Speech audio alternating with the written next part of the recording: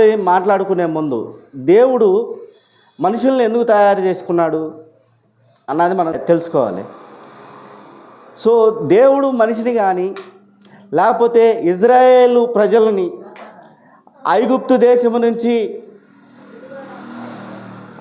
దేశము నుంచి పాలు తేనెలు ప్రవహించు దేశంలోకి తీసుకొచ్చిన విధానాన్ని బట్టి ఎందుకు తీసుకొచ్చాడు, దేని కొరకు తీసుకొచ్చాడు అన్నది మనం తెలుసుకోవాలి. ప్రియులారా,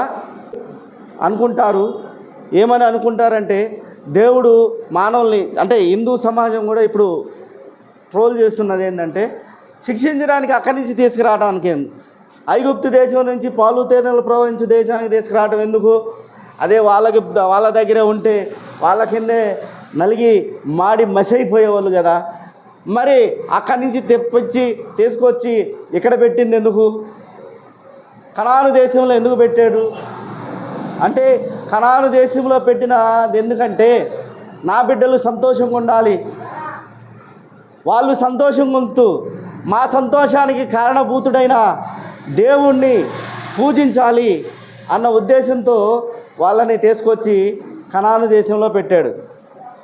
దేవుడు ఎప్పుడు కూడా మానవుల్ని శిక్షించడానికి నిర్మించలేదు. దేవుడు ఎప్పుడు కూడా మానవుల్ని అవమానపరచడానికి నిర్మించలేదు. ఎందుకు నిర్మించాడు అంటే దేవుడు తన నామాన్ని మానవుల ద్వారా హెచ్చించుకొనుటకు నిర్మించుకున్నాడు.